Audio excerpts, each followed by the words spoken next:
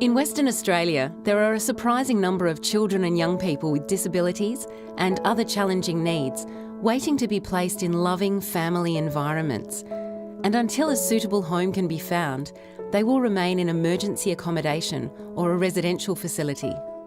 Have you ever considered opening your heart and your home to become a foster carer?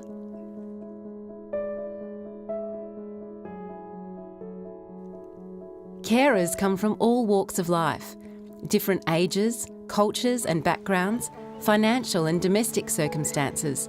Some are single, some are married, some have their own children while others don't. What's important is that you are a warm, loving and confident person, fully prepared to make a long-term commitment to nurture and support a child's growth and development with empathy and compassion. Uniting Care West's Futures foster care services enable children and young people with disabilities or other specialised care needs to live in stable, loving homes when they can no longer live with their own families. Wherever possible, keeping siblings together in foster care can be an important factor in providing stability and recovery from sometimes traumatic backgrounds. The boys have been with us for 5 years and it's made a huge difference to where they are in their lives at the moment. Thomas and Kerry have made a home for 4 brothers who would have faced a very uncertain future without their long-term commitment. Definitely been a huge part of our lives for Kerry and I. We've seen them grow through the education and we've also seen them grow in the community. Troy's entry into the Futures program was slightly unconventional. Aged 11 and with a mild intellectual disability, he was moved into a new school where he met educational assistant Tina. Tina was a school I went to.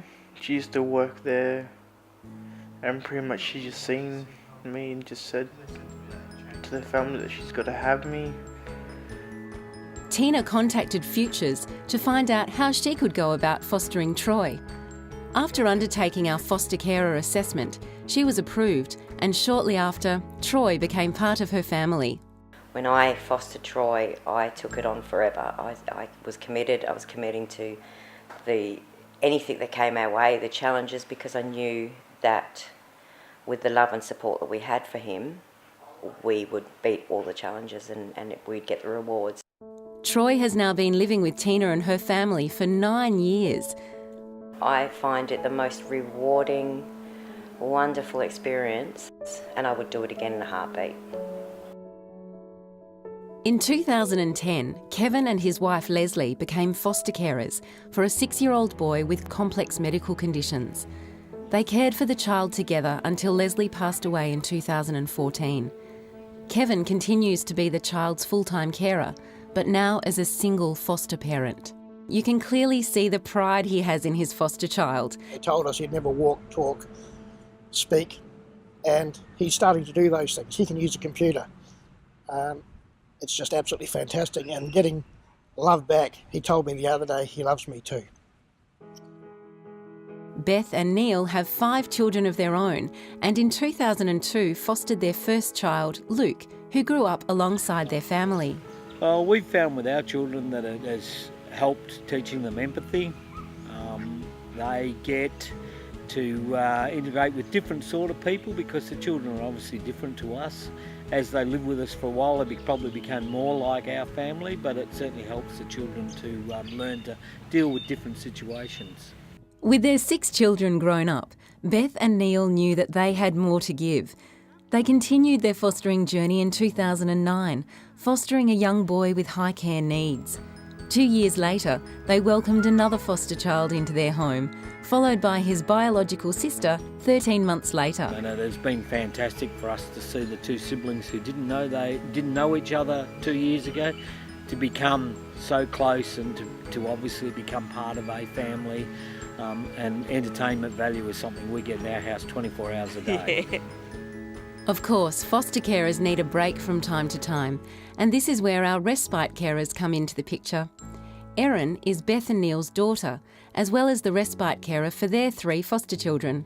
My role as a respite carer is really to give some time out to the foster parents, take the pressure off a little bit, give them some time to themselves while still the children are out in a environment with someone familiar that they know and doing entertaining things with them.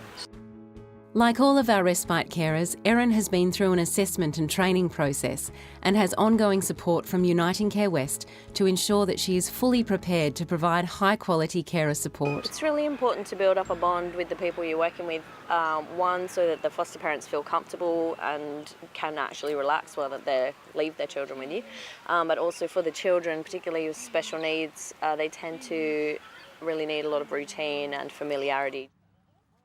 A generation on, Beth and Neil's young foster children are growing up alongside Erin's own children. To us, it's all just family. So my children play with them at the same time. We all spend time together. It's just family time. Our respite and foster carers are provided with comprehensive training and support to help ensure that they are able to provide and maintain high-quality care for the children and young people in their care. Uniting Care West were fantastic. They dotted every I, crossed every T, get the best position financially and everything else that he needed to be when he came to stay with us.